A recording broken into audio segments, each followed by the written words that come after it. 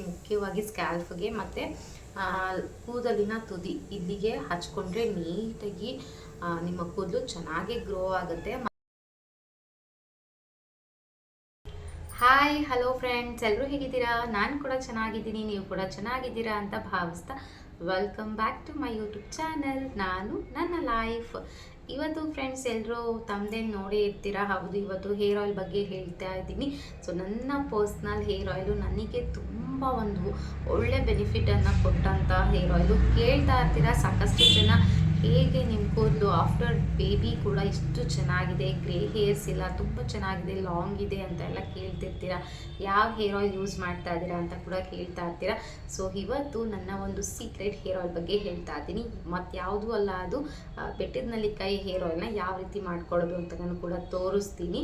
ಅದಕ್ಕೂ ಮುಂಚೆ ಫ್ರೆಂಡ್ಸ್, ಇನ್ನೂ ಯಾರೆಲ್ಲ ನಮ್ಮ ಚಾನಲ್ಗೆ ಸಬ್ಸ್ಕ್ರೈಬ್ ಆಗದೆ ನೋಡ್ತಾ ಇದ್ದೀರಾ, ಪ್ಲೀಸ್ ಚಾನಲ್ನ ಸಬ್ಸ್ಕ್ರೈಬ್ ಮಾಡಿಕೊಂಡು ನಿಮ್ಮ ಫ್ಯಾಮಿಲಿ ಫ್ರೆಂಡ್ಸ್ಗೆ ಕೂಡ ಶೇರ್ ಮಾಡಿಕೊಂಡು ನಮ್ಮ ಚಾನಲ್ಗೆ ಸಪೋರ್ಟ್ ಮಾಡಿ ಅಂತ ಹೇಳ್ತಾ ಇವತ್ತಿನ ವಿಡಿಯೋವನ್ನು ಸ್ಟಾರ್ಟ್ ಮಾಡ್ತಾ ಇದ್ದೀನಿ. ಬೆಟ್ಟದ ನೆಲ್ಲಿಕಾಯಿ ಹೇರ್ ಆಯಿಲ್ ಬಗ್ಗೆ ನಾನು ಹೇಳ್ತಾ ಇದ್ದೀನಿ. ಸೊ ಅದನ್ನು ಬೆಟ್ಟದ ನೆಲ್ಲಿಕಾಯಿ ಹೇರ್ ಆಯಿಲ್ನ ಯಾವ ರೀತಿ ಮಾಡ್ಕೊಳ್ಳೋದು ಅಂತ ಫಸ್ಟು ನಾನು ತೋರಿಸ್ತೀನಿ.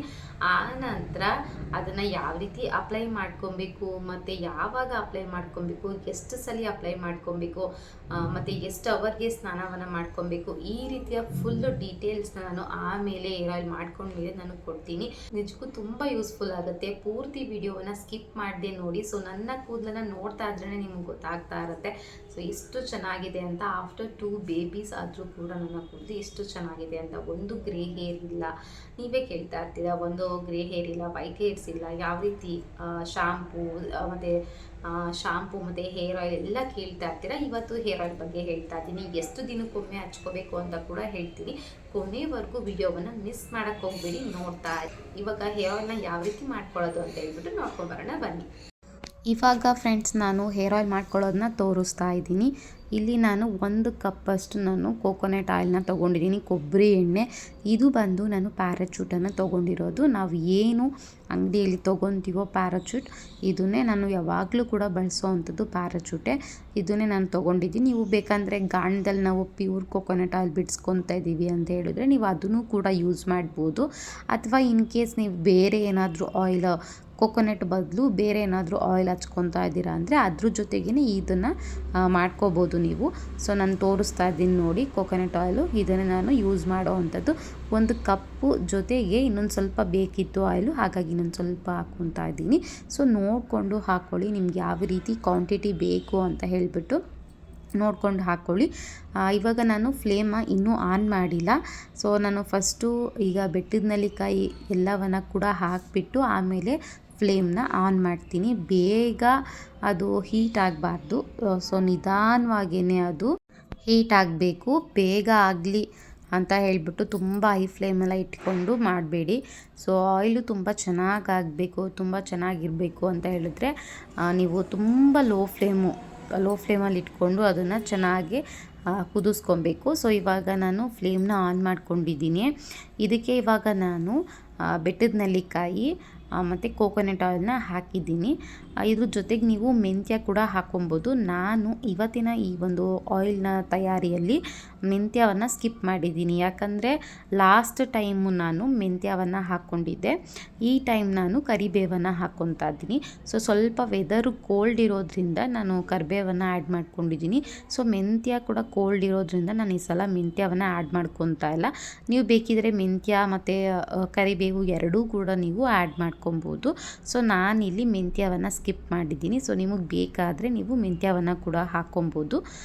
ಸೊ ನಾನು ಲಾಸ್ಟ್ ಟೈಮು ಮೆಂತ್ಯ ಹಾಕ್ಕೊಂಡು ಮಾಡ್ಕೊಂಡಿದ್ದೆ ಈ ಆಯಿಲ್ನ. ಸೊ ಹಾಗಾಗಿ ನಾನು ಈ ಸಲ ಮೆಂತ್ಯವನ್ನು ಸ್ಕಿಪ್ ಮಾಡಿದ್ದೀನಿ. ಸೊ ಒಂದೊಂದು ಸಲ ಆ ರೀತಿ ಟ್ರೈ ಮಾಡಿದ್ರೆ ಕೂದಲಿಗೂ ಕೂಡ ತುಂಬ ಚೆನ್ನಾಗಿ ಬರುತ್ತೆ, ಕೂದಲು ತುಂಬ ಚೆನ್ನಾಗಿ ಗ್ರೋ ಆಗುತ್ತೆ. ಸೊ ಹಾಗಾಗಿ ನಾನು ಈ ರೀತಿ ಮಾಡ್ಕೊತೀನಿ. ಸೊ ನಿಮಗೆ ಯಾವ ರೀತಿ ಅನಿಸುತ್ತೋ ಆ ರೀತಿ ನೀವು ಮಾಡ್ಕೊಬೋದು. ಸೊ ಇವಾಗ ಚೆನ್ನಾಗಿ ಬಬಲ್ಸ್ ನೋಡಿ, ಎಷ್ಟು ಬಬಲ್ಸ್ ಬರ್ತಾ ಇದೆ ಅಂತ. ನಮ್ಗೆ ಈ ಆಯಿಲು ಆಗಿದೆ ಅಂತ ಹೇಗೆ ಗೊತ್ತಾಗುತ್ತೆ ಅಂದರೆ ಆ ಬಬಲ್ಸ್ ಎಲ್ಲ ಪೂರ್ತಿ ಕಡಿಮೆ ಆಗಿಬಿಡುತ್ತೆ, ಎಲ್ಲ ಕೂಡ ಬ್ರೌನಿಷ್ ಆಗುತ್ತೆ ನೋಡಿ. ಈ ರೀತಿ ಗೋಲ್ಡನ್ ಕಲರ್ ಆಗಬೇಕು, ಆವಾಗ ಈ ಆಯಿಲು ತಯಾರಾಗಿದೆ ಅಂತ ಅರ್ಥ. ಸೊ ಇವಾಗ ಬಬಲ್ಸ್ ಎಲ್ಲ ಕಡಿಮೆ ಆಗಿಬಿಟ್ಟಿದೆ, ನೋಡ್ತಾ ಇರ್ಬೋದು ಬಬಲ್ಸ್ ಎಲ್ಲ ಕಮ್ಮಿ ಆಗಿದೆ, ನೀಟಾಗಿ ಗೋಲ್ಡನ್ ಕಲರ್ ಆಗಿದೆ. ಇವಾಗ ತೋರಿಸ್ತಾ ಇದ್ದೀನಿ ನೋಡಿ, ಗೋಲ್ಡನ್ ಕಲರ್ ಆಗಿದೆ. ಇವಾಗ ಆಯಿಲ್ ಆಗಿದೆ ಅಂತ ನಾವು ತಿಳ್ಕೊಬೋದು. ಸೊ ಇನ್ನೊಂದು ರೀತಿ ಯಾವ ರೀತಿ ತಿಳ್ಕೊಳ್ಳೋದು ಅಂದರೆ, ಸೊ ನೋಡಿ ಇದನ್ನು ಕರಿಬೇವು ಅಥವಾ ಬೇರೆ ಏನಾದರೂ ಹಾಕಿರೋದು ಆಯಿಲ್ಗೆ ಹಾಕಿರೋದನ್ನ ನಾವು ಎತ್ಕೊಂಡು ಈ ರೀತಿ ಇದು ಮಾಡಿದ್ರೆ ಅದು ಕ್ರಂಚಿಯಾಗಿರಬೇಕು, ಪೂರ್ತಿ ಮುರ್ಕೊಳ್ಳೋ ರೀತಿ ಇರಬೇಕು. ಆ ರೀತಿ ಇದ್ದರೆ ಆಯಿಲು ತಯಾರಾಗಿದೆ ಅಂತ ಅರ್ಥ. ಸೊ ಇವಾಗ ನಾನು ಇದನ್ನು ಪಕ್ಕಕ್ಕೆ ಇಟ್ಕೊತೀನಿ. ಚೆನ್ನಾಗಿ ಅದು ತಣ್ಣಗಾಗಬೇಕು ಆಯಿಲು, ಅಲ್ಲಿವರೆಗೂ ಇದನ್ನು ಇದೇ ರೀತಿ ಪಕ್ಕಕ್ಕೆ ಇಟ್ಕೊಳ್ಳೋಣ. ಅಲ್ಲಿವರೆಗೂ ಅದನ್ನು ಶೋಧಿಸ್ಕೊಳ್ಳೋದು ಬೇಡ, ಅದನ್ನು ಫಿಲ್ಟರ್ ಮಾಡ್ಕೊಳ್ಳೋದು ಬೇಡ. ಇನ್ನಷ್ಟು ಚೆನ್ನಾಗಾಗುತ್ತೆ ಆಯಿಲ್, ಅದು ತಣ್ಣಗಾಗೋವರೆಗೂ ಚೆನ್ನಾಗಾಗುತ್ತೆ. ಸೊ ಇವಾಗ ತಣ್ಣಗಾಗಿದೆ ಆಯಿಲು. ಇವಾಗ ನಾನು ಬೇರೆ ಪಾತ್ರೆಗೆ ಅದನ್ನ ಟ್ರಾನ್ಸ್ಫರ್ ಮಾಡ್ತಾ ಇದ್ದೀನಿ. ಸೊ ನೋಡಿ ಈ ರೀತಿ ಅದನ್ನು ಫಿಲ್ಟರ್ ಮಾಡ್ಕೊತಾ ಇದ್ದೀನಿ ನಾನು. ತುಂಬ ಚೆನ್ನಾಗಿರುತ್ತೆ ಆಯಿಲು. ಹೇಗೆ ಯೂಸ್ ಮಾಡಬೇಕು ಅಂತ ಮುಂದೆ ಹೇಳ್ತೀನಿ ನಾನು, ಮಿಸ್ ಮಾಡ್ಕೊಬೇಡಿ, ವಿಡಿಯೋವನ್ನು ಸ್ಕಿಪ್ ಮಾಡಬೇಡಿ. ಹಾಗೆ ಇದನ್ನು ಬಿಸಾಕಬೇಕಾ ಅಂದರೆ ಇದನ್ನು ಕೂಡ ಬಿಸಾಕಬೇಡಿ. ನೀವು ಸ್ನಾನಕ್ಕೆ ಹೋಗೋಕ್ಕೂ ಮುಂಚೆ ಒಂದು 2 hours ಮುಂಚೆ ಇದನ್ನೆಲ್ಲ ಚೆನ್ನಾಗಿ ಕೈಯಲ್ಲಿ ಹಿಚ್ಕಿ ಅದನ್ನು ನೀವು ಕೂದಲಿಗೆ ಚೆನ್ನಾಗಿ ಅಪ್ಲೈ ಮಾಡಿಕೊಂಡು ಒಂದು 2 hours ಅಥವಾ ½ an hour ಬಿಟ್ಟರೂ ಸಾಕಾಗುತ್ತೆ. ಆಮೇಲೆ ನೀವು ಸ್ನಾನ ಮಾಡಿಕೊಂಡ್ರೆ ತುಂಬ ಒಳ್ಳೆ ರಿಸಲ್ಟ್ ಸಿಗುತ್ತೆ. ಅದನ್ನು ಕೂಡ ಬಿಸಾಕೋದಕ್ಕೆ ಹೋಗಬೇಡಿ. ನಾನು ಎತ್ತಿಟ್ಕೊಂಡಿದ್ದೀನಿ. ಆಯಿಲ್ ನೋಡಿ ಎಷ್ಟು ಚೆನ್ನಾಗಾಗಿದೆ ಅಂತ. ಸೊ ಫ್ರೆಂಡ್ಸ್, ನೋಡಿದ್ರಲ್ವ ನಾನು ಯಾವ ರೀತಿ ಹೇರ್ ಆಯಿಲ್ನ ಮಾಡ್ಕೊತೀನಿ ಅಂತ. ಸೊ ತುಂಬ ಜಾಸ್ತಿ ನಾನು ಮಾಡಿ ಇಟ್ಕೊಳ್ಳೋದಿಲ್ಲ. ಮಾಡಿ ಇಟ್ಕೊಂಡ್ರೆ 1 year ತನಕ ಅದನ್ನು ನಾವು ಇಟ್ಕೊಬೋದು. ನೀಟಾಗಿ ಅದನ್ನು ಕಾಯಿಸಿ ಇಟ್ಕೊಂಡ್ರೆ ನಾವು 1 year ತನಕ ಇಟ್ಕೊಬೋದು. ಬಟ್ ಆದರೆ ನಾನು ಯಾವಾಗೂ ಅಷ್ಟು ಜಾಸ್ತಿ ಮಾಡಿ ಇಟ್ಕೊಳ್ಳೋದಿಲ್ಲ. ಆವಾಗವಾಗ ಎಷ್ಟು ಬೇಕೋ ಅಷ್ಟೇ ಮಾಡ್ಕೊತೀನಿ. ಅಂದರೆ 1 weekಗೆ, ಒಂದು 15 daysಗೆ ಮತ್ತು 1 monthಗೆ ಆಗುವಷ್ಟು ನಾನು ಮಾಡಿ ಇಟ್ಕೊತೀನಿ. ಸೊ ಇವಾಗ ಯಾವ ರೀತಿ ಅದನ್ನು ಹಚ್ಕೊಬೇಕು ಅಂದರೆ, ನಮ್ಮ ಸ್ಕ್ಯಾಲ್ಫಿಗೆ, ಮುಖ್ಯವಾಗಿ ಸ್ಕ್ಯಾಲ್ಫಿಗೆ ಮತ್ತು ಕೂದಲಿನ ತುದಿ ಇಲ್ಲಿಗೆ ಹಚ್ಕೊಂಡ್ರೆ ನೀಟಾಗಿ ನಿಮ್ಮ ಕೂದಲು ಚೆನ್ನಾಗಿ ಗ್ರೋ ಆಗುತ್ತೆ. ಮತ್ತು ಇದರಿಂದ ಒಗರು ಏನು ಹೊಟ್ಟು ಅಂತ ಹೇಳ್ತೀವಲ್ವ, ಡ್ಯಾಂಡ್ರಫ್ ಅಂತ ಹೇಳ್ತೀವಲ್ವ, ಡ್ಯಾಂಡ್ರಫ್ ಅಂತ, ಸೊ ಅಗುರು ಅಂತ ಹೇಳ್ತೀವಿ, ಒಟ್ಟು ಅಂತ ಹೇಳ್ತೀವಲ್ಲ, ಅದೆಲ್ಲವೂ ಕೂಡ ನೀಟಾಗಿ ನೀವು ಸ್ಕ್ಯಾಲ್ಫಿಗೆ ಹಚ್ತಾ ಹೋಗಿದ್ರೆ ಎಲ್ಲವೂ ಕೂಡ ಕ್ಲಿಯರ್ ಆಗುತ್ತೆ. ಹಾಗೆ ನಾವು ಇದಕ್ಕೆ ಕರಿಬೇವು ಮತ್ತು ಮೆಂತ್ಯವನ್ನು ಕೂಡ ಹಾಕೋದ್ರಿಂದ ನಮಗೆ ತುಂಬ ಚೆನ್ನಾಗಿ ಕೂದಲು ಗ್ರೋ ಆಗುತ್ತೆ. ಹಾಗೆಯೇ ತುಂಬ ಸಿಲ್ಕಿ ಆಗುತ್ತೆ. ತುಂಬ ಗ್ರೇ ಹೇರ್ಸು, ವೈಟ್ ಹೇರ್ಸ್ ಇರುತ್ತಲ್ಲ, ಅದೆಲ್ಲವೂ ಕೂಡ ಕ್ಲಿಯರ್ ಆಗ್ತಾ ಹೋಗುತ್ತೆ. ಮುಂದಕ್ಕೆ ನಿಮಗೆ ವೈಟ್ ಹೇರ್ಸು ಆಗೋದು ಕಡಿಮೆ ಆಗುತ್ತೆ. ಇವಾಗ ವೈಟ್ ಹೇರ್ಸ್ ಜಾಸ್ತಿ ಆಗ್ತಾ ಇದೆ ಅಂದರೆ ಮುಂದಕ್ಕೆ ವೈಟ್ ಹೇರ್ಸ್ ಆಗೋದು ಎಲ್ಲ ಪೂರ್ತಿ ಕಡಿಮೆ ಆಗುತ್ತೆ. ಅಷ್ಟು ಚೆನ್ನಾಗಿದೆ ಇದು ಹೇರ್ ಆಯಿಲು. ನಿಮ್ಮ ಒಂದು ಕೂದಲು ಏನಾದರೂ ಸ್ವಲ್ಪ ನಿಮಗೆ ಹಿಚ್ಚಿಂಗು, ಈ ಅಗರಿಂದನೇ ಒಂದು ಅಗುರು, ಒಟ್ಟು ಅಂತ ಏನು ಹೇಳ್ತೀವೋ ಅದರಿಂದ ತುಂಬ ಇಚ್ಚಿಂಗ್ ಆಗ್ತಾ ಇರುತ್ತೆ. ಅದೆಲ್ಲವೂ ಕೂಡ ಕ್ಲಿಯರ್ ಆಗುತ್ತೆ. ನೀಟಾಗಿ ಅಪ್ಲೈ ಮಾಡ್ಕೊಳ್ಳಿ. ತುಂಬ ಜಾಸ್ತಿ ಇವಾಗ ಇದನ್ನು ಯಾವಾಗ ಹಚ್ಕೊಬೇಕು ಹೇಗೆ ಅಂತ ನೋಡೋದಾದರೆ, ತುಂಬ ಜಾಸ್ತಿ ನಿಮಗೆ ಕೂದಲು ತುಂಬ ಜಾಸ್ತಿ ಉದುರುತ್ತಾ ಇದೆ ಅಂದರೆ ಹೇಳಿದ್ರೆ ವಾರದಲ್ಲಿ 1-2 ರಿಂದ 3 ಬಾರಿ ಹಚ್ಕೊಳ್ಳಿ. ಇನ್ ಕೇಸ್ ಅಗ್ರು ತುಂಬ ಜಾಸ್ತಿ ಇದೆ ಅಂದರೂ ಕೂಡ ವಾರದಲ್ಲಿ 2 ರಿಂದ 3 ಬಾರಿ ಹಚ್ಕೊಳ್ಳಿ.